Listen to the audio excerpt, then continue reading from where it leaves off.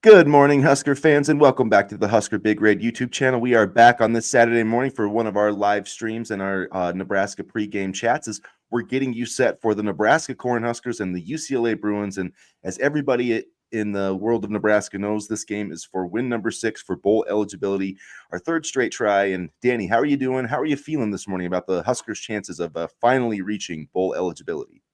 I'm feeling optimistic. I really am. I feel like last week against Ohio State, we saw a lot of good things.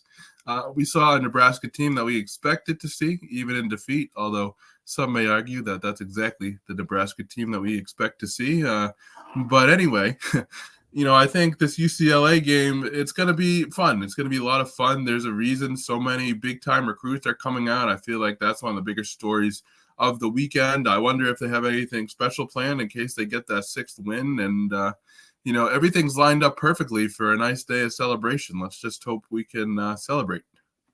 Yeah, I mean, I definitely looking back at last week, I thought that was a positive step forward, and hopefully the Huskers can move it forward this week because, whether you want to say it was a moral victory or whatever, if you don't pay it forward this week, then, it doesn't really matter. And yeah, Justin with a First great time since comment. 2013. Yeah, that was amazing last night. Yes. I mean, before I felt that this was the best volleyball team in the country, Nebraska volleyball, but to go into Wisconsin and to sweep them like that, to hold them to under 100 hitting percentage. I mean, Sarah Franklin was completely frustrated. Becca Ellie dominated in the block, and it was incredible. And I believe that Nebraska should have been ranked number 1 already. They better be ranked number 1 on Monday or Tuesday, whenever they It was release that just poll. it was just so funny. So many people were freaking out over the court at the beginning of the season when they lost to SMU, and it turns out that SMU is also a pretty damn good team. So, I mean, it just goes to show, don't give up on the season too early. Yeah, and it's funny because Wisconsin, this was like the John Cook bugaboo. Couldn't win at Wisconsin. Well, swept them. So I guess cross that off the list. 11-0 in the Big Ten, and still got to deal with Penn State. They're undefeated too, but a huge win for the Huskers. Hopefully, Nebraska football will get a big win today. And before we get into this chat, if you guys haven't already, please make sure that you hit the like button, hit the subscribe button as well, and definitely get into the comments this morning. We'll take questions or just kind of throw out your opinions, whatever you want to say here for the next half hour or so. We'll see how it goes. We usually trend a little bit longer than that, but yeah, Rusty, go Big Red, and I think that they can do it as well. I thought first when I read that I thought I said that I hope that they can do it.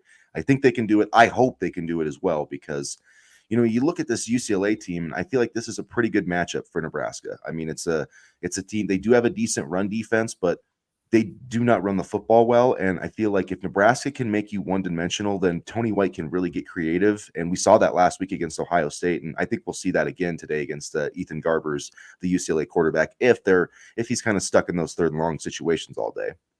And I think, one of the big things for me is going to be the pass rush. Can they get to the quarterback?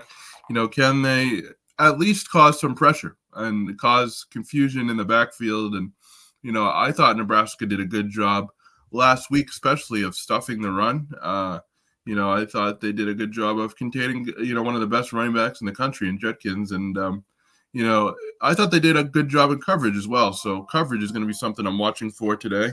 And, if they can continue to play like they did on last Saturday, then I have no doubts that they can win the game today.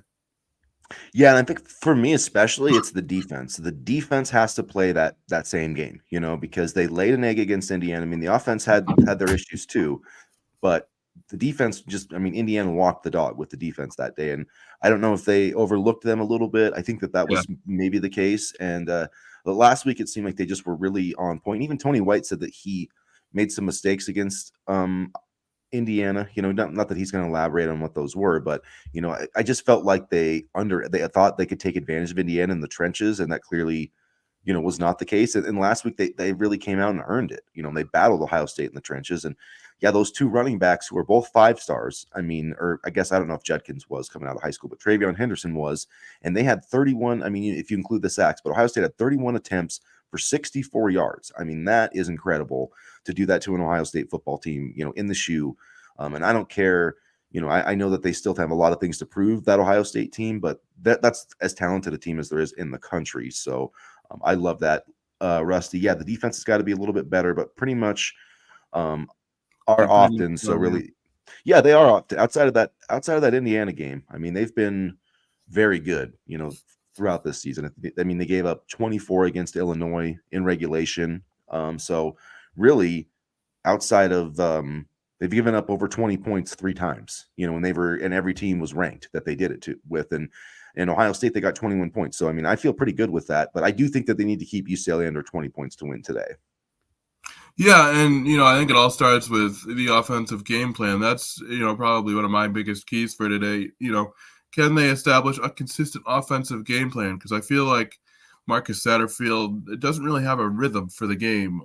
In certain situations, I feel like he just kind of blindly calls plays, and he doesn't really assess, how the game is flowing itself. So I guess if we're going to talk about X factors today, one of my X factors is Marcus Satterfield. Can he call a consistent game that puts his players in positions to succeed? Yeah, and they got to create more explosive plays, whether it's with the running game or using the running game to set up some play action passes. I mean, Dylan Raiola has gone 3 games without a touchdown pass, and that I definitely think that needs to be rectified today. I'm not saying he has to throw a touchdown to win, but just feels like that's got to happen. I mean, if they're going to have a day where they score, close to 30 points or mid to high 20s, I just think Raiola's got to get going a little bit. Because over his last 3 games, he's got 4 or 5 interceptions and 0 touchdowns, and so they got to find a way. I think one thing I just would like to see them do a little bit more is, like they have the jet sweep, to excuse me, to Ja'Cory Barney that works really well. Okay, teams are starting to realize that. Come up with a counter, come up with a counter to the counter, and that's what I would like to see Nebraska do more. It seems like they have stuff, but I just don't get the feeling that they're setting up things for like a big play later. Like you said, there's not like a huge plan involved. So I would like to see some more of that. Some not necessarily trick plays, but plays where you're like, all right, we're gonna dial this up to try to get a shot. And I feel like that type of thing they could scheme up better. And the running backs need to be better, quite frankly. I mean, Marcus Satterfield can call as many running plays as he wants, but I feel like the running backs haven't been the best over these past couple games in terms of hitting holes and kind of that vision down the field.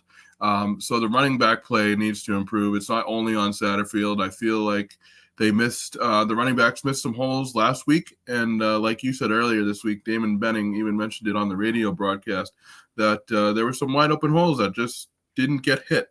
And so as much as people like to say Satterfield, the running backs need to execute as well. And they got to make guys miss, because the way you block it up, I mean, unless you're like truly running your quarterback, you're never going to have enough guys to block the defenders, the defensive players, right? So you're scheming it up to block to say, hey, like running back, we're going to get you one-on-one with this linebacker or this safety. And if you get that opportunity, like if you're Dante Dowdell or Emmett Johnson, you have to win that. You just have to. That's your job as a college running back. And if you can't, then they need to find somebody who can. I don't know if they can. That's the thing. I don't know if they can. I think they are who they are at this point, unfortunately. Yeah, and I think Dowdell does have some stuff with the power game. I think he can, be kind of like a plotting type of back. But yeah, it's like I said on Monday, I really believe that this team needs to go find somebody in the portal that can just be a dynamic guy back there, instead of just, I just feel like it's just a bunch of average Joes. And I'm not trying to be critical of anybody, but if Nebraska had like a big, if we had Amir Abdullah last week, like he would have run for 200 yards. Like there's no question in my mind, he would have had like multiple runs of over 40 yards, because he can make guys miss. He's got vision. He's just got that it factor. And Nebraska just has not had they haven't had a running back like that since Amir, honestly. Like, I mean, thinking about it. And that's been one of the biggest problems. Like if this team and this program like wants to win and be successful, like you got to, I mean, forget about the quarterback position. You got to get that guy too, but you got to find a difference maker at running back. And that's something I'll be looking to see them try to do this offseason, I hope. I think they will. And I mean, you look at the quarterback position and, you definitely need a Dylan Raiola, but I get what you're saying. And honestly, I think not that this helps now, but they are bringing some running backs on campus this weekend to help recruit for the future. And, they have Jamarian Parker. They have Connor Booth, who's having an outstanding season in the 2025 class. So there are guys coming, but I just wish we had a kind of shifty back right now. And I do think Jamarian Parker could be, I've said that before, probably too lofty, but he does remind me a little bit of Amon Green, but I think he could have a chance, but yeah, I still would love to see them just go get a guy that can rush for 1,000 yards, but like just make people miss. Like it's been a long time since they've had a running back like that. Let's see here. So Rusty, we'll catch up. Rusty's put his prediction here. We're going to do some later, but he says 24-17 in Nebraska. And then it's a whole new team, and we're doing good. I mean, everyone can look at what we did to a top 2 team in the nation in Ohio State. Next year, I think we're going to be unstoppable. I agree with him here because I think the Ohio State game could serve as a turning point because that was impressive to me on many levels, what they were able to do Saturday, even in the loss. So, I think the Ohio State game, even though, yes, it's late in the season, I think it could be a building block moving forward for not only this year, but next year as well. And yes, thanks for all your comments, and good morning to you as well, Rusty. And I do agree that they can be much better next year. I do think that this, if they can take that, confidence or whatever they got from last week and transfer it over to this game and win this game, I feel like it would just be like a brand new morning at Nebraska football facilities where these players don't have to think about trying to get win number 6. They can expand their minds. They can get that monkey off their back, and I feel like that would be such a healthy place for this team to be going into those last 3 games. Like, then you have nothing to lose. Like, you have no pressure. You can just go out there and try to put together the best season that you can. And I feel like that would really liberate this team because this is at the top of their minds right now. Yeah, and if you lose this game, then you have to sit up for a bye week for 2 weeks, and you're going to have to listen to this fan base freak out for 2 weeks because that's what's going to happen if they lose today. I mean, it's just going to. We all know it. Yeah. And I'll be right there. I'll be right there leading the charge, freaking out probably. But, and then they have to go to USC, a cross-country trip, which is not going to be easy, and against a pretty good team. And I know that USC is flawed. I definitely think Nebraska can win that game. But hell, man, it's not very many teams are traveling across country winning. So then you got that. Then you return home to Wisconsin, who's been a bugaboo over the years, and you got them at home, and then you got Iowa on the road. So it's like, I feel like the longer it takes, the more the pressure is going to build. And I want to see this team, like I said, kick down the door. And if they win this game, I feel like they have a decent chance of winning out. I feel like there's a 50-50 chance this team can win out. And you look at all the big names coming this weekend too. That would certainly, give them something to think about. Hey, Nebraska made a bowl game. They're improving. They're continuing to build a program. You guys could be a part of it. I mean, there are some good names coming today. So. Yeah, and even though Dawson Merritt is not coming today, I'm starting to feel very good about where that recruitment's trending. I mean, Prince Amukamara, was tweeting at him yesterday, and there just seems to be, Steve Wiltfong, Sean Callahan, they're not putting in picks yet, but they just seem to be, feeling that direction. I can feel it in their voice, so it'll be good to see kind of how that continues to go. And I want to get back to this question, Andrew. Do you think that the weather will have an impact on the game today? So looking at the weather forecast, it's looking pretty, rainy, cloudy during that 3-4 time frame. When Nebraska's going to be playing, and maybe it'll have a little bit of an impact. I think that the weather's not going to impact Raiola that much. I mean, the kid has pretty big hands, so that helps throw in those cold weather environments. And I think it kind of sets up to be a game Nebraska wants it to be. I think they want to run the football. UCLA wants to throw it all over the place because they literally can't run it. So hopefully they don't come out and run it against us. But so I think, the more this game trends towards a ground and pound game that is won in the trenches, I think that favors Nebraska, even though I do think that like this UCLA defense is really bad against the pass. But I don't know. That kind of scares me because A, I don't trust Satterfield to consistently run the football, and B, I don't trust the running backs to actually make the plays that are drawn up. So I don't know. That kind of scares me a little bit. Let's see. And Cody, I think with how Nebraska played last week, we can, I agree, win out. Definitely believe that, Cody Preble. So thank you for the comment. Vince Watson, I love this one. Hope they all woke up pissed off in a reference to former, I'm going to say it, Nebraska great Trey Palmer, who was famous for waking up pissed off like he did against Iowa. I miss Trey. Like, I know we have a lot of great receivers, but I wish we had Trey for more than 1 year, man. He's doing great in the NFL too, so I loved him. He has been fun to watch in the end. Yeah, like the Tampa Bay Huskers. They got Levante David, Trey Palmer down there. So, even though I'm not a Bucks fan, I'm always checking them out a little bit just because they got those Nebraska ties. Do they have Khalil Davis or one of the Davises? I think you're right. Yeah, I think they do have him too. Yeah, the Nebraska Bucks. And then, of course, Adrian Martinez on the Jets now. Not playing, but still Aaron Rodgers backup, so that's kind of cool. I mean, honestly, I hope he plays soon because I can't stand Aaron Rodgers, and that's not to say that I think anything's gonna happen to Aaron Rodgers. I just hate Aaron Rodgers. It'd be fun to see Adrian get a chance, though. Hopefully, Rodgers goes into his darkness retreat soon if the Jets keep losing. I mean, if they get out of playoff contention, he'll probably shut down for the season. So maybe. That'd But be great. Then the anyways. Patriots wouldn't be the worst team in the division. But they kind of want to be the worst team this year just to get the draft pick. But anyway, I mean, yeah, but okay. So sorry, guys, but this is a little aside. If I'm always of the thing of like, I would rather see Drake May develop, and if that means wins, then I'm all for that because they failed at developing Mac Jones. I mean, he wasn't great, Mac Jones, but you can't make Matt Patricia your offensive coordinator, Bill Belichick, and expect Mac Jones to succeed. So if there's positive development on the Drake May front and that means wins, then I'm totally fine with that. I think I definitely am fine with that too. Yeah, you just play Drake May as much as possible. I think Drake May is going to be pretty good. I think he is too. I think he's going to be too. Yeah, so Rusty saying that we can win out if we play like we did against Ohio State.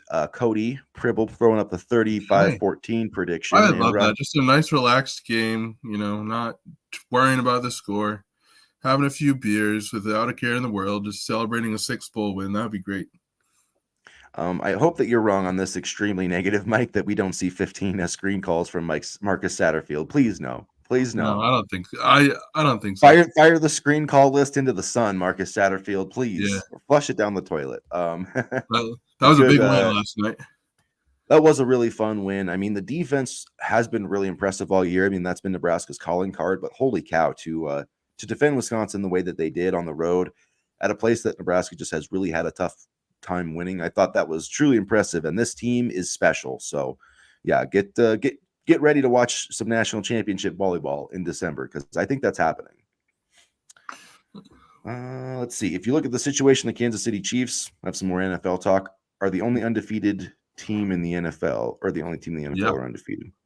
Yeah, and the NFL is kind of up for grabs this year in terms of because you look at the projected AFC contenders. The Cincinnati Bengals are struggling. I mean, the Chiefs, like you said, are the only really undefeated team, and the Ravens have struggled. The Ravens are struggling, and the Steelers are kind of hanging in there a little bit. So, I have to say, I mean, I'm a Packers/Lions fan, which I know is weird, but my family's from Detroit, so like just whatever. It is what it is. Like a Red Sox Yankees fan. Like, what are you doing?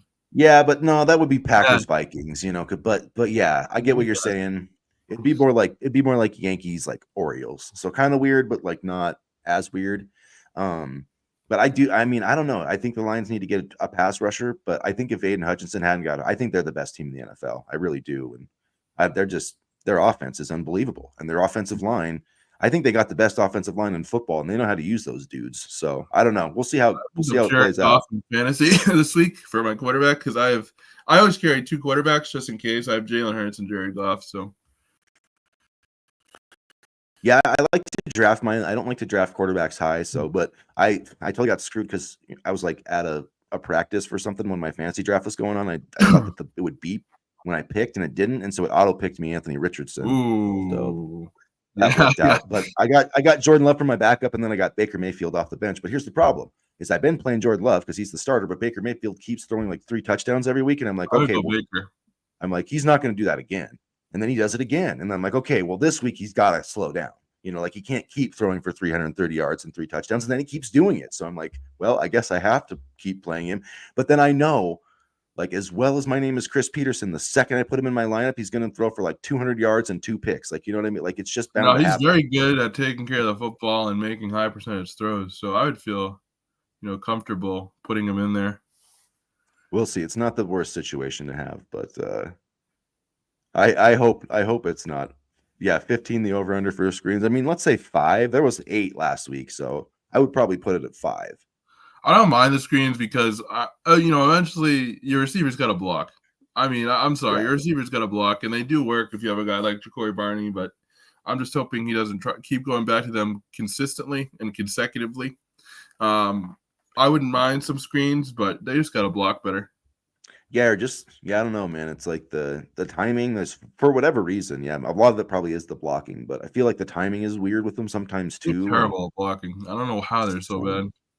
A couple of different play in Nebraska could be 7-1. Yeah, if Dylan Raiola hits Lindermeyer, in the touchdown pass against Illinois, if John Hull hits that field goal against Illinois, if he hits Ja'Cory Barney on the touchdown pass against Ohio State, if Dante Dowdell gets in from the 1 yard line, there's 4 different plays right there where Nebraska could be 7-1, absolutely. And even last week, it would have been crazy. If they beat Ohio State, Nebraska would have been ranked 100%. Nebraska would have been in the top 25. And then all of a sudden, you win this game, you're 7-2.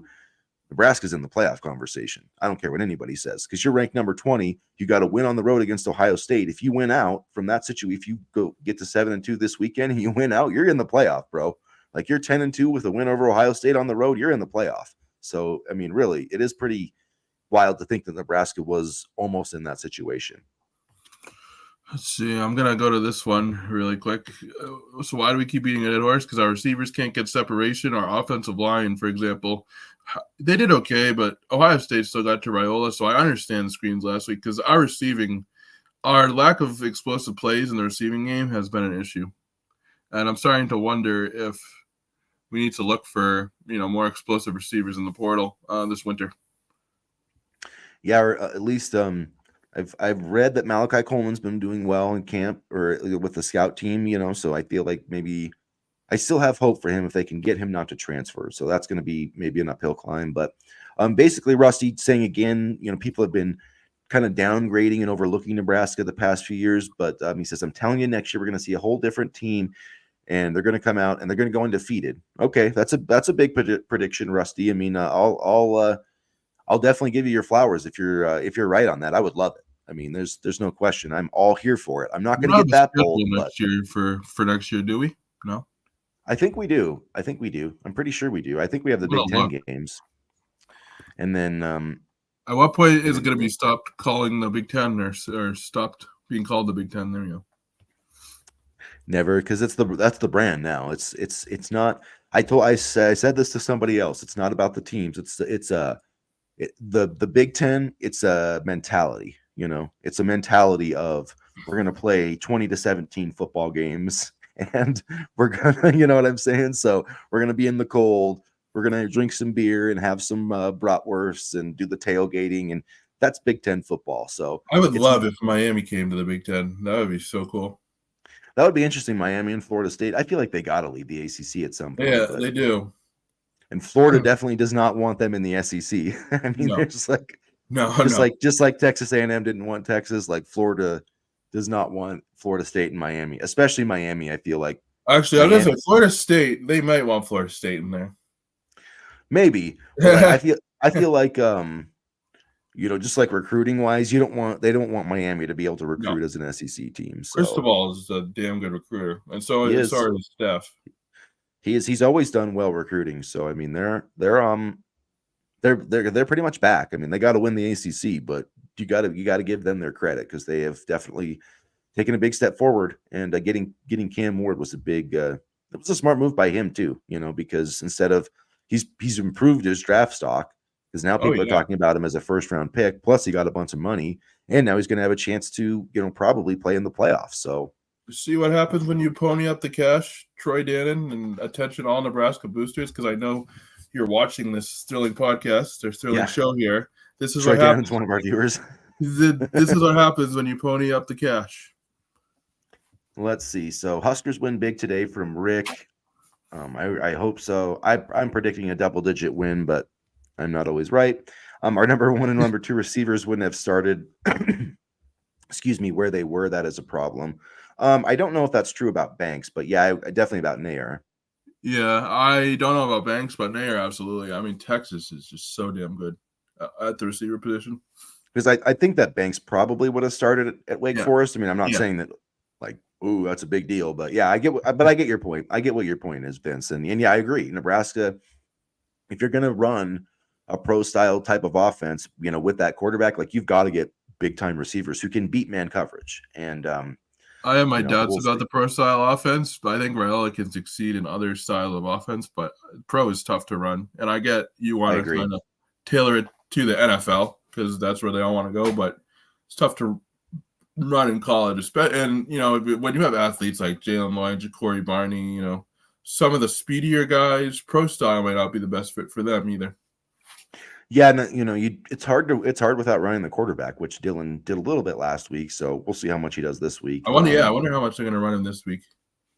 I don't think a lot, but I mean, UCLA does do a lot of. They play a lot of man-free looks, like Ohio State did. So it's like if you get a man-free look, then essentially cover one. Then yeah, he's probably going to get chances to run. He still hasn't really done it very much on the zone read type stuff. I would like to see him do that once, just to make the defense think about it again. And yeah, I liked how they kind of ran him a little bit, and he can run. Like he can run. It's not like Tom Brady running. He can actually run.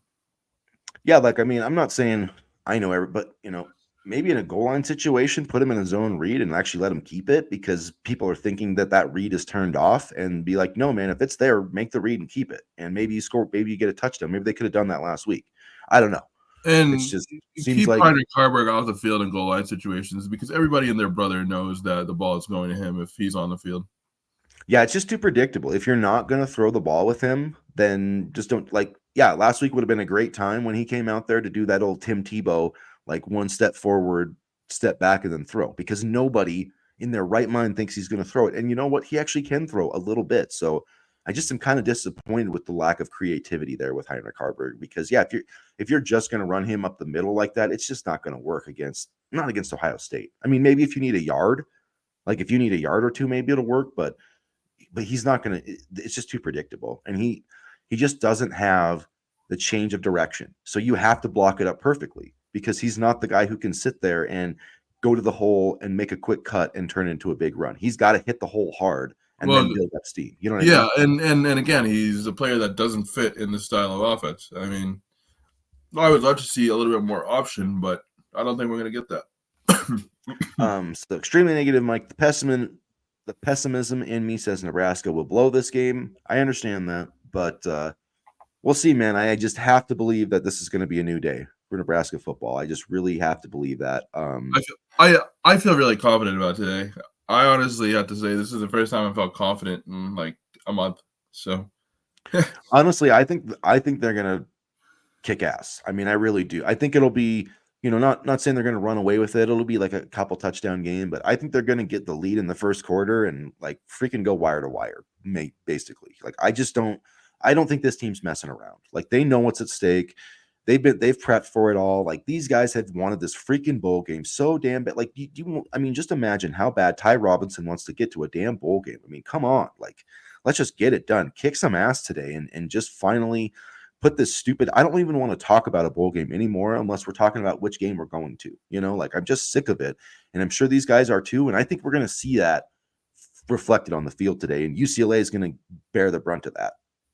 I hope so. I really do. I hope so too. I really, really hope so. But then at the same time, yeah, I could see where I could see it happening, as negative Mike says. It would not surprise me, but I hope not. This fan base will be insufferable.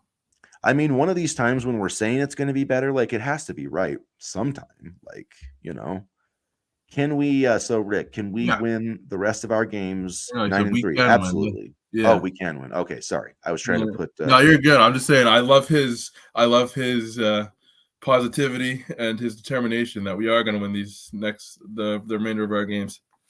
And I agree with this point too. I agree with you on this, Rick. I do think that Dylan's going to have his best game today. I feel like, yeah, I know he struggled. I know I said that struggle, but I just think it's been kind of a, each game type of scenario, and I feel like this game, I think Nebraska's going to run the ball well, and I think we're going to see him maybe throw for a touchdown, maybe run for a touchdown, but I feel like he's got a couple touchdowns in him today. I want to see him run a little bit more. I really do, because, it's not a situation where Heinrich Harburg, the defense expects him to run. So the defense is, crowding the box, tackling him, pursuing him. Dylan Raiola running. I mean, there were a couple runs last week where there was no defenders in sight and he could just run to the sideline. And so he wasn't really putting himself in danger. So I would love to see him run a little bit more.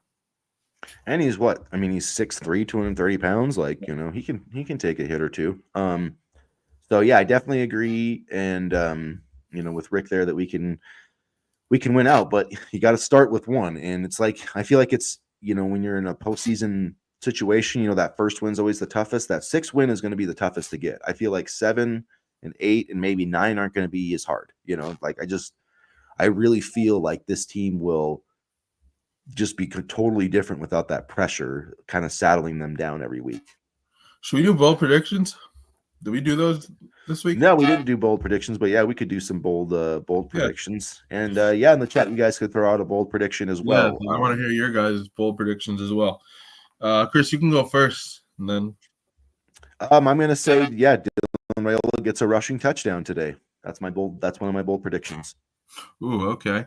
I'm gonna say that Thomas Fedoni has a 100-yard game today.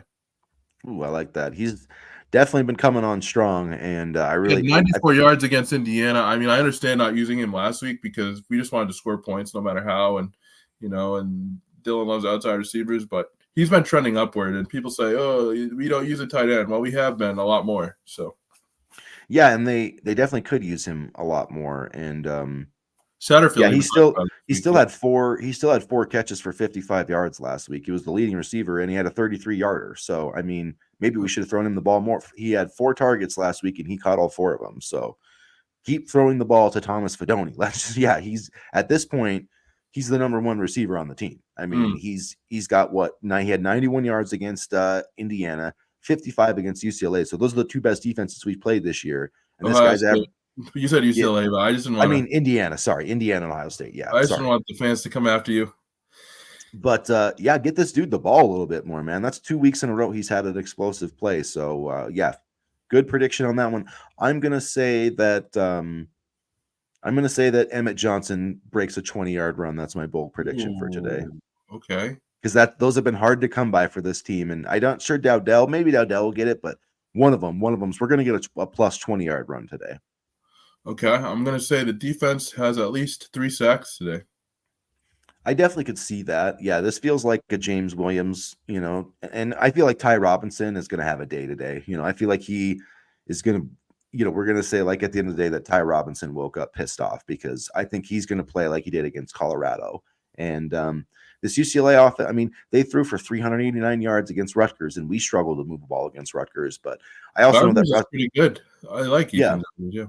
If he's got protection and Rutgers, they've been missing some pass rushers. They didn't have their best pass rusher against us. So I think, stopping the run and getting pressure, those are going to be the 2 keys for the defense. So I'm going to say that the defense, the black shirts, I think we get multiple takeaways today, at least 2. And with that, I'm going to say one of my bold predictions is that Tommy Hill will play today. And then Rick, defense will hold UCLA to 10 points. It's a good bold prediction. I think that's possible. Are there any new updates for Hill? I know Hartzog won't play. I think I saw that he won't play. Hill is day to day. I think, unfortunately, it's plantar fasciitis, which I've had that chronically throughout my life. So I can tell you it does hurt a lot, and it's just going to be, there's nothing you can really do about it. It's going to be a game time decision and whether or not he can go because, like, sometimes it hurts really bad where you can't really plant on it, and you can't, it almost feels like, I stress fractured my foot one time, and it almost feels like that, where not like it's broken, but like when it's really hard to describe how it feels but it's basically a really long muscle in your foot, and it gets kind of like cramped, and it's really painful. And if it's painful to touch when he's trying to run on it, he's not gonna be able to run. Like, I mean, you looked at what was the game they pulled him out, Illinois? I mean, he didn't look right. He did not look like himself. And if Tommy Hill can't be the guy that plants and runs 4.3, like, he's not going to be effective out there. So as much as they got to play Sierra right, that's the other thing. I don't understand why they don't play Sierra right. And today would be a great time because with Hartzog out, it makes all the sense in the world to me to put Buford in the slot to take over his role, and then have Hill right on the outside. So hopefully, I mean, fingers crossed. But if not, you're up Jeremiah Charles, and maybe even Mario Buford is up on the depth chart. So, which I wouldn't honestly, be against. I want to see what these younger guys can do because they're going to be the future of the position. Vince Watson, Ty, and Nash both have at least 1 sack, 5+ for the team. So I definitely could see that. Because one thing about this defense is that we've talked about Nash and Ty's slow starts, but they've actually done a pretty good job at getting pressure to the quarterback. And who else has been doing a great job getting pressure has been MJ Sherman. I mean, he has really come on in the past few weeks. So Talk about, like James Williams and MJ Sherman might be the best pass rushers on this team right now. So, and you have Vincent Shavers and Willis McGahee also kind of, yeah. asserting themselves in the pass rushing conversation. So that's good news for the future as well. I love both. I love both Shavers and McGahee, and they're certainly making an impact early. So Yeah, man, McGahee almost had a strip sack. He almost had a strip sack. So, yeah, that dude needs to be on the field a lot over the next month. Athleticism runs in his family. His father was a damn good running back, that's for sure. Yeah, well, amazing running back. Yeah. Anyway, if you look at with Shavers, man, like you got two. I feel like with Shavers and McGahee, you got your two starters at linebacker for the next few years, 100%. and Yep. so like that's a really good place to be in. You got Uma Malian and Leonard Williams. You got a lot of really good pieces on this defense. They are going to have to, yeah, they're going to have to replace Ty and Nash. So those are, I feel like those that has to be done in the portal. Maybe somebody can step in and take the Nash or the Ty role, but I feel like I don't know if it has to be done in the portal, because you look at this defensive line class, and I would rather kind of focus on developing what we have than getting a fix in the portal quickly, if that makes sense. I mean, I wouldn't be opposed to going in the portal, but you look at some of these names that we're going to be bringing in, like Malcolm Simpson, Tyson Terry, Cade Petrizak. I would rather honestly have them develop. I understand you maybe don't want to play them as a true freshman, but I wouldn't necessarily rush to the portal initially, especially when we have so many other positions in need. Like, we need a running back, we need a wide receiver. So if resources came to certain positions, I would rather us go for a running back and a wide receiver than a defensive lineman. I'd say honestly, I still think they would need a D lineman more. I know what I said about running back, but I would say I think D line is their number one need. I think offensive tackle is number two. See, I put offensive tackle at one for me. I feel like we really need a tackle. Yeah, they do really need a tackle. Yeah, I mean those two. I feel like they have to get a tackle, offensive tackle in the portal, and a defensive tackle in the portal. Yeah, and that's fair. Here's my thing with Van Poppel. I don't know. I'm not sure if I see it. I'm not sure because I just don't necessarily buy this whole Matt Rule talk that well, he's good enough to play right now, but we're just going to redshirt him for a year. Like Vincent Carroll Jackson passed him on the depth chart. And so I just don't know about that because if Van Poppel was good enough to be Ty Robinson next year, he'd be playing right now. And if he is good enough to be Ty Robinson next year, then why the hell isn't he playing him right now? Either way how that happens, something's not right there. Either he's not developing right or this coaching staff doesn't know what the hell they're doing because you play your third best defensive tackle. You play your fourth best defensive tackle. I mean, so I've been on record saying these guys have been playing Ty and Nash too much, but I think there's a reason for it. And I think it's because they don't trust Riley Van Poppel. I don't think he's been developing right, but we'll see. Maybe we'll be wrong. Maybe he will take their spot. I hope I'm wrong. I mean, going into the season, I thought he would, but I thought he'd be I thought he would be fighting to get on the field right now. I thought he would be pushing and rotating almost with Jamari Butler right now and Robinson, and just hasn't happened. I mean, you kind of look. I mean, it's kind of the same scenario with Malachi too. I mean, we thought he would be a factor, and he just hasn't, for whatever reason, been one. Yeah, Grant Bricks definitely will be, one of the guys in the mix. I think at tackle. Matt Rule said he's a tackle. I'm not convinced. We'll see though. But he'll definitely be in the mix. I mean, Gunnar Gatula will hopefully take another step forward. I've been really impressed with him, Gatula. But also losing, Bryce Benhart. So yeah, we'll see how that goes. But at any rate, let's go to our final score predictions here before we wrap up, you guys. So go ahead, throw your score predictions in the chat. Danny, what do you think is going to be, I guess, what's your final prediction for today, your score prediction? Nebraska 30, UCLA 17. I'm going to go very close to that. I'm going to say Nebraska 31, UCLA 17. And I feel like let me be on the record and saying that I don't care if we win 2-0 on a safety. Just get that damn win. Yeah. Granted, we'll probably complain about winning on a safety 2-0 for 2 weeks, but such is life. Just get that 6th win. It'll lift a weight off of everybody's shoulders, and it'll make the rest of the season a whole hell of a lot easier. Yeah, and I just think, this is the biggest game of Matt Rule's career so far, in my opinion, just because of what the downside of what'll happen if they lose and what can happen if they win. So just go get a win, like you said, any way possible. Extremely negative, Mike. 24-21 UCLA. Ooh. Man, you are extremely negative today, Mike, but I feel you. I got you. It's early in the morning. Yeah. Jim Filippi, 28-14 Nebraska. Vince Watson, 17-10 Cornhuskers. So, and then we had Rusty and let's see, was it Cody? I'm trying to think back. Yeah, it was Cody. Yeah, Cody. I think they both said 35-14. So we got a few people on 35-14.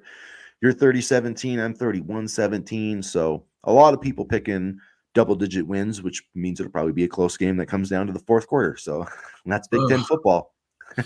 And you know what? I'll be watching John Hall today, see if he can continue to build off what was a great week last week. Because if he can, we may not have to look for a kicker in the portal. Yeah, I thought it was interesting that they kind of moved him up to the 1A spot this week. And it's like, man, with the way that this program has struggled, if a dude's putting it through, you keep him on the field as long as A possible. walk-on, no less, right? If I'm not mistaken, a walk-on? Yeah, I think I want to say he was from Lincoln Southeast, or I want to say he was from Lincoln, one of the Lincoln programs. So, yeah, I mean, and then people said like, oh, he only made a few kicks in high school. Well, high school football teams don't kick field goals that much. I mean, They you just don't. don't. So that's like you could look at any college kicker and you're not going to see, like I would be questioning the high school team if they're kicking a lot of field goals because they just don't do that. No. And on the flip side of the John Hall thing, I'm hoping, things kind of improve for Tristan Alvano. I don't know if it's the injury or, what, but I'm hoping he doesn't turn into a bust. I hate using that word, but I'm just hoping he can find his footing again here. UCLA has return threats. Our coverage is going to have to go for touchbacks. That's the one thing that hasn't been bad about the special teams has been the coverage. So, I mean, hopefully that will. The punting hasn't been too bad either. No, you're right. It's been up and down, but not bad. It also doesn't help when you get leveled and there's no flags thrown in your favor. So need to use directional punting and all that's got to do all that stuff. Special teams got to be solid in all three phases. Complementary football, all the things that Nebraska has struggled to do. That's what you have to do to win games like this. So I wish this game wasn't so far away still. I know. I wish it was a 10. I wish it was the old 11 Central. We haven't had one of those this year. We haven't had 11 Central kickoff, have we? Oh no, I guess we did against Purdue. Well, we had the Big Ten noon or big. Yeah. Well, you're right. You're right. I'm an idiot. We did that the last 2 weeks, but I meant at home though. Yeah. Which I should have articulated that because I made myself sound stupid. But speaking of which, Penn State should not be on the big noon kickoff today. I'm kind of upset. Who should be on there instead? I don't know. Penn State. It's Penn State, Ohio State. I mean, that's a pretty big game. That should be a night game, though. I feel like I don't know. Yeah, I mean, I guess you're right, but then I think that goes back to like the way that they have it structured, where I think that Fox has first pick and then NBC gets second pick.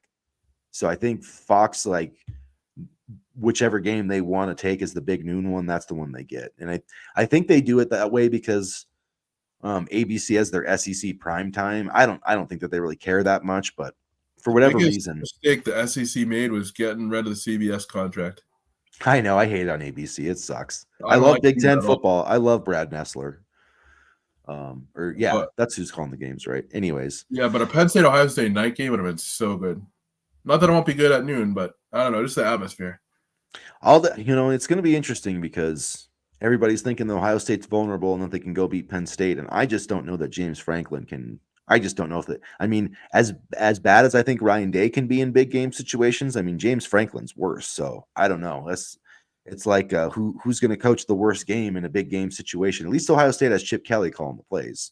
I don't know. We'll see. I'm not a huge fan of Drew Aller either for Penn State, but he's played a lot better this year. I haven't watched him a ton, but I feel like he's played better this year. But I don't feel like they've played very many teams. So this will be one of my quarterbacks that I absolutely hated the most was Christian Hackenberg. I couldn't stand Christian Hackenberg.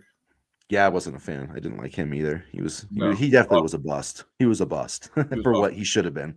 Yeah. Oh, 100%. So hopefully we don't have the bust on this Nebraska football team, and hopefully we get a win today, guys. So at any rate, we'll wrap it up there. Thanks everybody for joining us on the chat. And if you haven't already, please hit the like button, hit the subscribe button. And as always, go Big Red. Go Big Red.